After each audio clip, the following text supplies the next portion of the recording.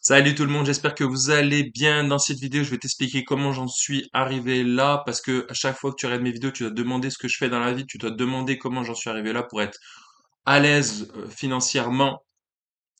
Eh bien écoute, il y a plein de facteurs, il y a plein de choses. J'ai eu étonnamment de la chance, j'ai été aussi bien accompagné, on m'a bien renseigné, et puis je suis quelqu'un d'assez curieux, et puis bon, j'ai la chance d'avoir un cerveau qui fonctionne bien et d'être passionné par plein de choses. N'hésite pas à t'abonner, à liker et à partager ce contenu si ça te plaît.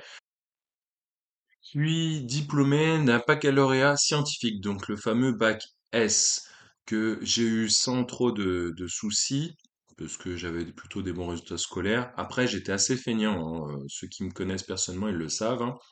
Donc, il fallait avoir 10, et ben j'ai eu 10. Un peu plus, bien sûr, sinon, voilà, faut mettre une petite marge de manœuvre, une marge de sécurité. Et ensuite, je savais pas quoi faire. Et dans ma classe, en terminale, eh ben, vous savez, il y avait des anciens étudiants du lycée qui venaient et qui venaient parler un peu de leur cursus. Et moi, pour ma part, dans ma classe de scientifiques, il y avait grosso modo deux parties. Une partie qui voulait faire ingénieur et une autre partie qui voulait faire des études de médecine. Et donc, moi, je savais pas ce que je voulais faire. Et ben, tout simplement, je venais d'avoir un appareil dentaire, donc j'ai fait la connaissance d'un orthodontiste. Et puis par la suite, on m'a extrait mes quatre dents de sagesse, donc j'ai fait la connaissance d'un stomatologiste, ce qui n'est pas du tout la même chose. Donc orthodontiste, c'est un dentiste qui a décidé de spécialiser, un chirurgien dentiste qui a décidé de se spécialiser plus tard en orthodontie. Donc il a fait des études supplémentaires, il a passé des examens supplémentaires. Ça, c'est la première chose. Et stomatologiste, eh ben, c'est un médecin. Médecin, donc c'est quelqu'un qui a fait le concours de première année de médecine, qui a ensuite continué ses années de médecine, et puis ensuite, en passant le concours de l'internat, a décidé de choisir chirurgie orale, donc stomatologiste, donc s'occuper notamment de la bouche et des dents. Donc, ne sachant pas quoi faire après le bac, que fais-je? Eh bien, je fais comme ceux de ma classe, je dis tiens, bah, pourquoi pas aller en fac de médecine. Et donc, fac de médecine, alors pourquoi? Donc déjà, je dis je voulais être dentiste. Donc on me dit, non, pour faire dentiste, il faut que tu ailles t'inscrire en première année de médecine à l'université. Parce que la première année de médecine ouvre les portes à médecine, odontologie, donc c'est dentaire, maïeutique, donc sage-femme, et kinésithérapie. Il y a également maintenant pharmacie. Donc, je m'inscris à la fac en espérant devenir orthodontiste un jour. Bien sûr, le système des facultés, ben, c'est différent du système scolaire classique au lycée, hein. Donc, on te donne les cours, puis après, tu te débrouilles, hein. T'as pas de devoirs réguliers à rendre toutes les semaines. Donc, il y a personne qui veille sur toi, donc c'est à toi de te débrouiller. Et donc, bah, si t'es pas un minimum motivé, eh ben,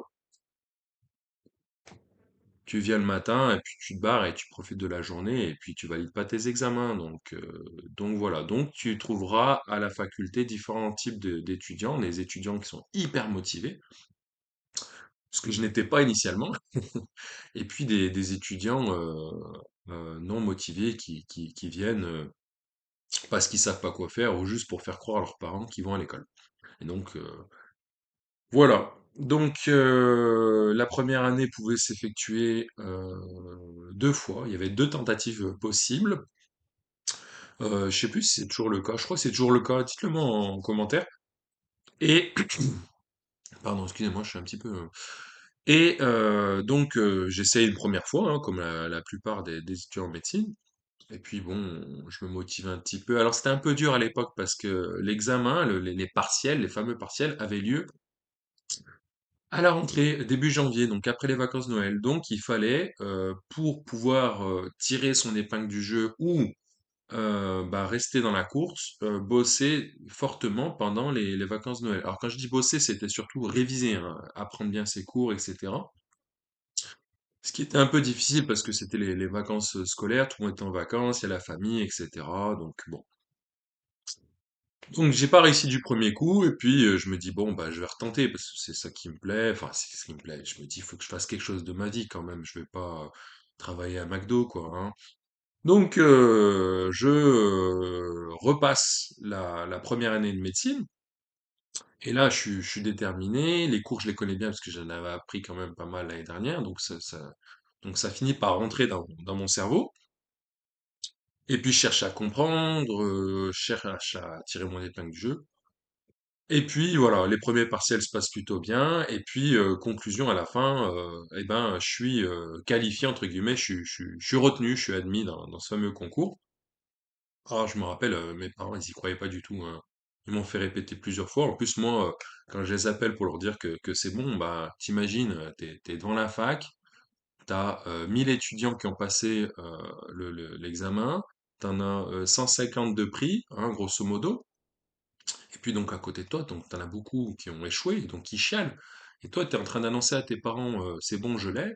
Et mes parents, ils me disaient, mais comment ça, tu l'as, c'est sûr? Et j'étais là, oui, oui, c'est bon, je vous dis. Mais je pouvais pas exprimer ma joie parce que tout le monde à côté était en train de chialer, notamment des amis à moi. Vous imaginez, en plus, les filles, elles avaient largué leur mec en disant, non, non, mais moi, c'est médecine, médecine, médecine.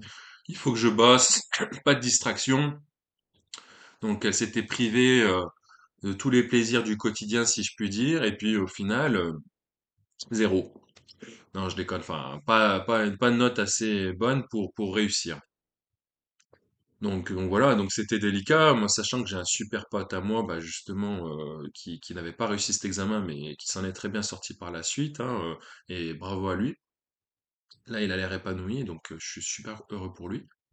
Et donc du coup, là, après, bah, il faut faire le choix entre médecine, sage-femme, kiné et dentaire. Donc moi, comme vous l'aurez compris, c'était dentaire au départ qui m'intéressait. Et là, désolé les dentistes, mais mes parents m'ont dit, non, non, mais t'es fou, toi, fais médecine, c'est mieux. Je confirme, c'est mieux. Et oui, donc moi je partais plutôt j'avais plutôt un profil, on va dire, général, donc ça me dérangeait pas d'apprendre toutes sortes de choses, toutes sortes de spécialités médicales et chirurgicales, alors que dentaire, tu te doutes bien, tu restes dans la bouche des gens et tout. Moi, au départ, je voulais faire orthodontiste parce que tout simplement, hein, je vous cache pas, avec mes yeux d'ado, je voyais mon orthodontiste avec sa fameuse blouse blanche, plutôt beau gosse, qui parlait peu, hein, il est pas comme moi, pas très bavard, qui parlait peu, et qui roulait en cabriolet, quoi. Donc le mec bien propre sur lui, qui a l'air de bien gagner sa vie, qui tombait sur des gens qui avaient plutôt les dents saines et qui venaient juste se faire aligner les dents, donc l'orthodontie, les bagues, hein, ding ding ding. Et je me dis, mais c'est génial ça, le mec, il tombe pas sur des cassos, il tombe que sur des gens qui viennent se faire soigner les dents, qui se soucient de leur dentition, qui ont du pognon. Alors bien sûr, il y a des aides, tout ça, mais voilà, qui se soucient de leur apparence et qui sont plutôt bien polis et respectueux. Et puis voilà, lui, il faisait bien propre sur lui. Et puis, il avait pas l'air de se faire de cheveux blancs, hein. Il était pas chauve d'ailleurs, hein. Et donc du coup, voilà. Et finalement, ben, je suis bien influencé par mes parents. Et puis, bien sûr, je décide d'aller voir l'orthodontiste en question en lui disant, bah, vous avez fait quoi, vous? Donc lui, il m'explique qu'il a fait dentaire et puis qu'il s'est spécialisé en orthodontie par la suite. Donc il m'explique que c'est des examens supplémentaires. Et donc du coup, bah, moi, ça, je me dis encore des études et tout, voilà, bon. Et bon, ce stomato, il est à la retraite, je l'apprécie énormément, hein, Daniel. Et merci Daniel, hein, merci Daniel encore, hein. Je me rappelle, j'avais été le voir dans sa cabinet, et j'avais dit à sa secrétaire que je m'étais fait passer pour son pote. Je m'étais dit, je suis un ami du docteur. Et donc, j'attends sagement, et puis il me regarde, bah, il me connaissait pas, il me regarde comme ça, je me dis, mais c'est qui celui-là? Ouais, alors déjà, il avait une bonne cinquantaine d'années. Et je lui explique mon histoire et je lui dis, écoutez, je suis embêté, qu'est-ce que vous me conseillez? Et là, il me dit, attention, je suis pas dentiste, je suis médecin. Et là, je le regarde, je me dis, donc je l'avais un peu froissé en l'ayant comparé à un dentiste. Et du coup, je me dis, ah ouais, donc médecin, donc c'est là, dentiste, c'est là. Non, je déconne, hein, Bon, en tout cas, lui, il m'a fait comprendre qu'il était médecin et pas dentiste, hein, et que ça avait son importance. Et donc, j'avais qu'une semaine pour cogiter. Et puis finalement, mon classement me permettant d'avoir le choix, eh bien, j'ai fini par choisir médecine. J'ai au passage un ami à moi qui a fait du basket, qui voulait dentaire et rien d'autre, hein. Maintenant, il est chirurgien dentiste et ça se passe très bien pour lui, hein. Salut Romain. Et puis, lui, il avait peur que je lui prenne le poste parce qu'il y avait moins de places en dentaire. Voilà, il y avait genre une dizaine de places et en médecine, il y avait plus de 100. Donc c'était pas la même chose. Donc ceux qui voulaient dentaire, voilà, il y avait moins de postes. Donc du coup, il était un peu anxieux. Et je me rappelle, il était derrière moi dans l'amphithéâtre, à deux rangs derrière moi. Et il est en train de m'envoyer des textos à l'époque, hein, les SMS, les fameux textos. Et il me disait, alors, tu vas choisir quoi? Tu vas prendre dentaire, tu vas prendre médecine. Et donc, il avait chaud pour ses fesses parce qu'il avait peur que je lui prenne la dernière place de dentaire et que lui, il se retrouve obligé de faire autre chose. Parce que lui, c'était dentaire ou rien, en gros. Alors que moi, bon, voilà.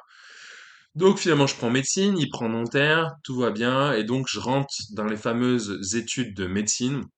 Je deviens un carabin. Et donc là, je suis exposé à toutes les spécialités. Et c'est là, en fait, je me rends compte, en deuxième année de médecine, que je peux devenir notamment neurochirurgien. Neurochirurgien. Tu vois, le docteur Mamour dans Grey's Anatomy, neurochirurgien. Là, je me dis, mais oh, dans quoi je me suis fourré, en fait? Moi, à l'époque, je suis quelqu'un de tranquille et je m'imaginais pas devenir chirurgien. Donc, je continue mes études de médecine, deuxième, troisième, quatrième année. Quatrième année, je deviens externe. Et donc là, en fait, j'insiste bien là-dessus parce que les gens, ils savent pas, mais en fait, à l'époque, on touchait 100 euros par mois pour venir en stage. Donc ça nous payait un peu l'essence, hein, et un peu de bouffe. Donc ça nous payait un peu un peu nos frais. Donc officiellement, oui, on devient salarié à partir de la quatrième année de médecine. Tu vas me dire, avec 100 euros par mois, tu vas rien faire du tout, mais c'était un petit geste à l'époque pour, voilà, c'était une petite compensation. En cinquième année, c'était 200 euros. Et puis en sixième année, c'était 230 euros. Alors vous allez me dire comment je faisais pour m'en sortir parce que j'allais pas vivre avec 100 euros. Bon, déjà, à l'époque, je vivais chez mes parents, donc voilà, donc déjà, ça avait un avantage financier considérable. Et puis, on m'avait bien regardé en me disant, bah tu sais, une fois ta deuxième année de validée, tu peux faire des remplacements aides-soignants, et puis une fois ta quatrième année validée, tu peux faire des remplacements infirmiers. Donc c'est ce que j'ai fait, et donc je faisais notamment des remplacements infirmiers de nuit, et donc ça m'a permis de mettre un peu d'argent de côté, et de constituer un petit peu mon épargne, des économies pour la suite. Donc voilà, bon, après tu vas me dire, t'es pas obligé de le faire, mais bon, moi ça m'intéressait, ça me plaisait, ça me faisait un peu d'argent de poche, hein, un peu d'oseille, et tu sais que j'aime bien l'oseille, hein, toi aussi t'aimes bien l'oseille. Dis-le moi en commentaire si t'aimes l'oseille. Je suis sûr que t'aimes l'oseille, hein. De ceux qui disent qu'il aime pas l'oseille, c'est pas vrai, hein. Donc du coup, voilà, et donc on était en stage de la quatrième à la sixième année, tous les matins, enfin tous les jours, en stage, et puis après, bah, sur notre temps libre, il fallait réviser nos cours en vue de réussir nos examens. Et en parallèle, il fallait se préparer au fameux concours de l'internat, qui moi à l'époque s'appelait ECN, hein, donc épreuve classante nationale, hein. J'ai des collègues plus âgés, eux, ils appelaient ça concours de l'internat, nord-sud ou interrégion. Et maintenant, ça s'appelle les épreuves dématérialisées nationales, hein, associées aux ECOS, hein, donc les examens cliniques, je ne sais plus. Dis-moi, toi qui regardes là, qui a passé les échos, dis-moi en commentaire ce que ça veut dire échos, je te remercie. Et donc moi, le concours, donc on arrive au concours de l'internat, donc là c'est national. Donc vous imaginez tous les mecs là, de la fac de médecine qui sont galérés pour réussir la première année, ben, tu les sélectionnes et tu les mets tous ensemble. Et donc on était 8000, 10 000, presque 10 000 à passer examen, sans compter les étudiants étrangers, notamment qui venaient de Roumanie en vue de prendre un poste d'interne en France. Donc eux, ils étaient assis avec nous. Donc on va dire grosso modo 10 000. Et donc parmi ces 10 000, on va dire tout le monde était pris. Mais comme je vous expliquais dans ma vidéo précédente, tout le monde ne peut pas devenir ophtalmo. Tout le monde ne peut pas devenir cancérologue. Tout le monde ne peut pas devenir anesthésiste réanimateur, etc. Et donc, en fait, ces spécialités qui sont très prisées, il y a aussi la cardiologie, la médecine interne, etc. Eh bien, pour t'assurer d'avoir ce choix, il fallait être classé parmi les premiers. Donc, t'imagines parmi les premiers sur 10 000. 10 000! Et donc, bah, comme tous ces étudiants, j'ai préparé ce concours et donc finalement, je l'ai eu. J'étais pas super bien classé. Ah, là, ça vous intéresse parce que vous voulez savoir ce que j'ai choisi.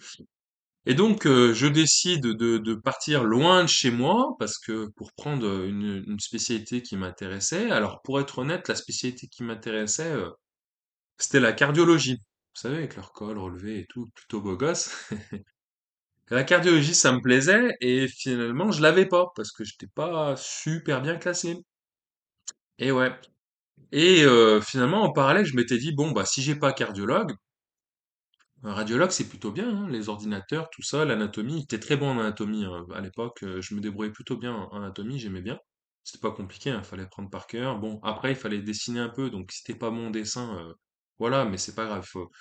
Voilà, j'ai une bonne mémoire visuelle, donc les coupes anatomiques, ça me parlait, et puis je trouvais ça intéressant, parce que de savoir de quoi on est constitué, donc c'est pas mal. Et pareil, radiologie, j'avais pas, donc non, les copains, je suis pas radiologue. Et donc du coup, je choisis une spécialité qui me paraissait intéressante, mais pour l'un de ses versants, parce que j'étais passé en stage en sixième année, où je me suis dit là vraiment, c'est pas mal, tu t'occupes de trois, quatre malades, ils sont graves, tu les gères de A à Z, c'est pas mal. Et l'autre versant de cette spécialité, je la connaissais pas, ou de très loin, on avait très peu de cours là-dessus. Donc si tu étais un étudiant en médecine, tu vois de quoi je parle. Mais voilà, j'ai appris par la suite que c'était quand même indispensable. Et donc du coup, je m'éloigne de chez moi, des centaines de kilomètres de chez moi, et puis je fais ce cursus pendant 5 ans. 5 ans. Et donc là, tu rentres vraiment dans le monde du travail. Donc dans le monde du travail, parce que en fait, il faut rappeler qu'un étudiant en médecine, en fait, c'est pas comme n'importe quel métier.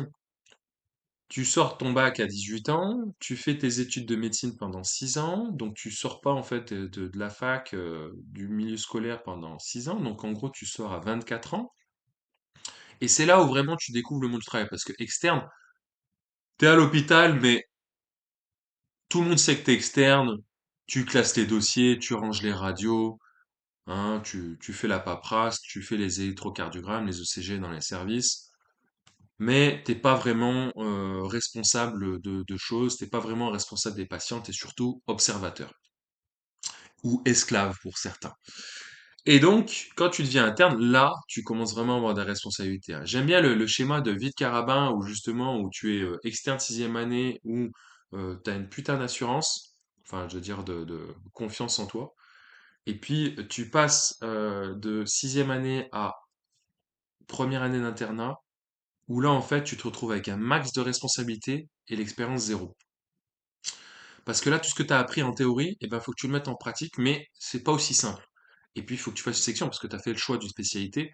Et donc, du coup, tu vas te spécialiser, enfin, tu vas te concentrer sur ta spécialité.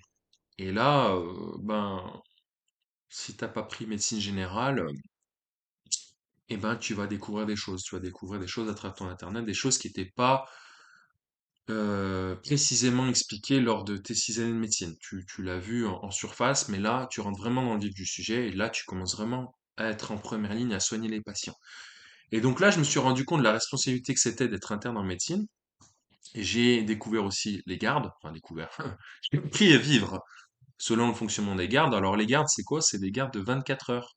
Donc ça veut dire que tu es là du matin à 8 ou 9 heures et tu finis le lendemain à 9 heures. Donc tu fais 24 heures non-stop.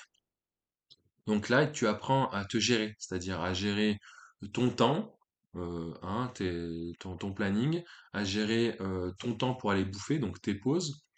Tu essayes de dormir quand tu peux, quand ton chef te l'autorise, hein. Quand tu as un peu de temps libre, tu t'allonges, tu te reposes. Et puis à travailler la nuit.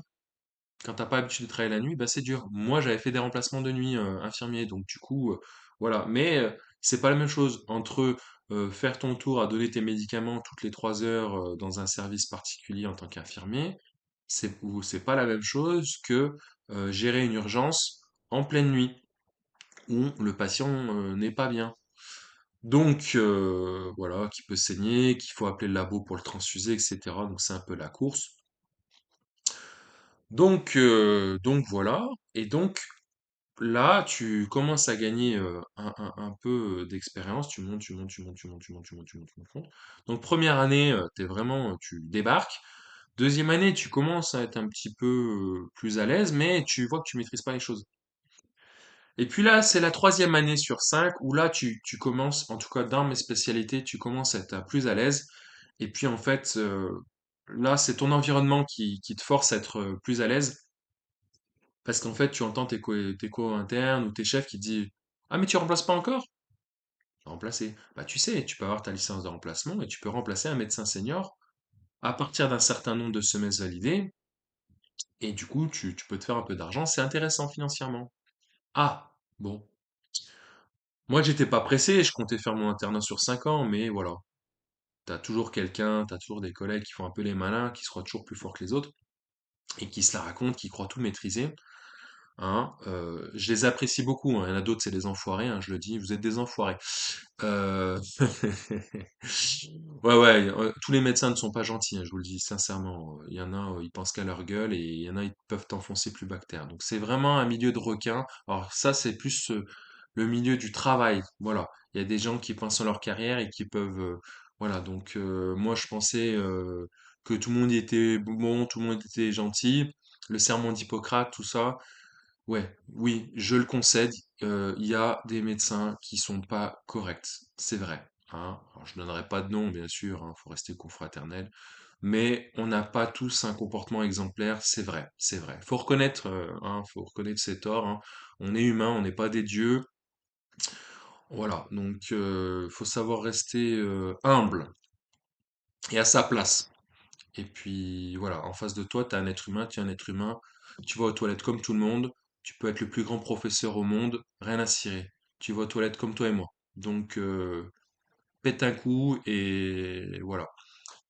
Donc du coup, tu gagnes un peu d'expérience et puis voilà, t'entends tes collègues qui commencent à remplacer sur leur temps libre et qui commencent à arriver avec une nouvelle bagnole, une nouvelle Audi A3. Il y en a même un, il est venu avec une Rolex. Je dis, waouh, mais qu'est-ce qu'ils font? Ils ont pas le même parcours que moi. Et en fait, du coup, ils remplaçaient, et donc tu vas me dire, ouais, mais du coup, c'est quoi ces magouilles? C'est une mafia? Non, enfin, un petit peu. Quand tu décides de remplacer, tu passes quand même devant l'ordre des médecins. Donc, l'ordre des médecins, ils te donnent un coup de tampon pour se dire si tu es apte à remplacer ou pas. Et comment ils font? Bah, ils se basent sur tes stages. Donc, il y a les rapports de stage, tout ça. Donc il y a quand même une validation qui a été faite par tes maîtres.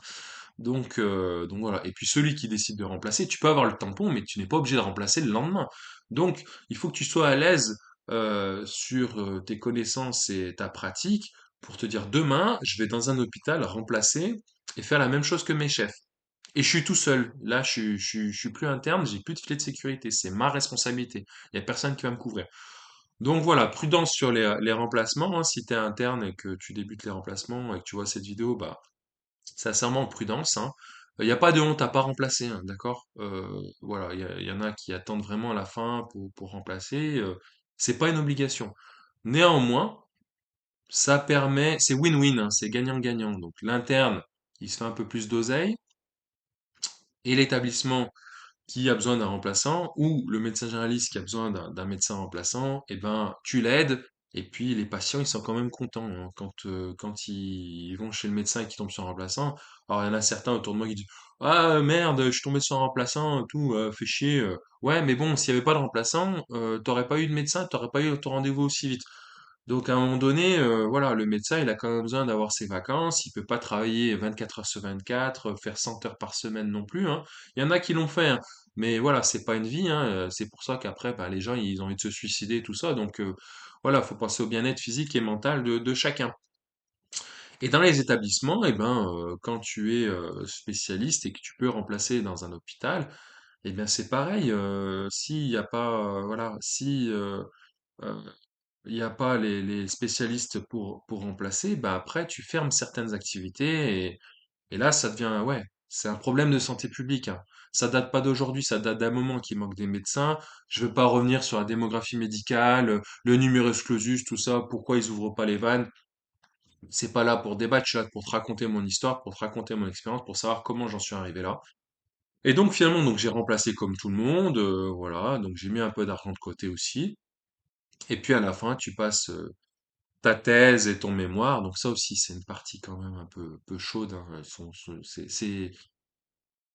C'est dur, mais bon, à la fin, tu peux être fier d'avoir ce diplôme, hein. T'es quand même taisé, t'as quand même fait bac+11, donc t'es pas n'importe qui, hein. Donc les gens qui disent les médecins ils se la racontent, ouais, mais ils ont de quoi se la raconter, hein.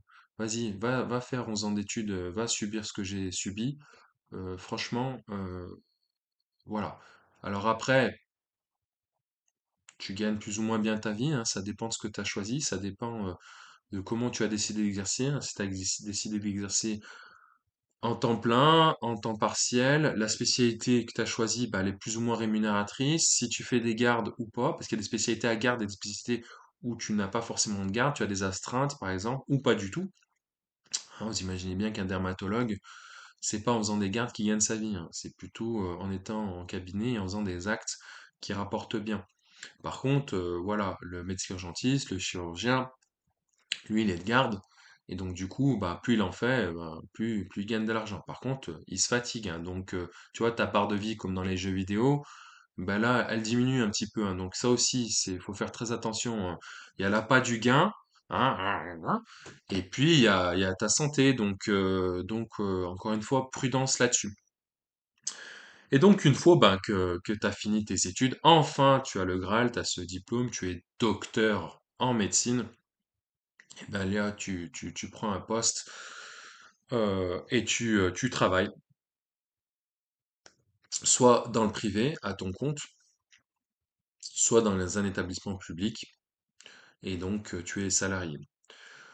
Voilà, c'est la fin de cette vidéo. N'hésite pas à t'abonner, à liker, à partager, à poser tes questions en commentaire si tu le souhaites, et puis je te dis à plus pour de nouvelles aventures. Ciao, ciao!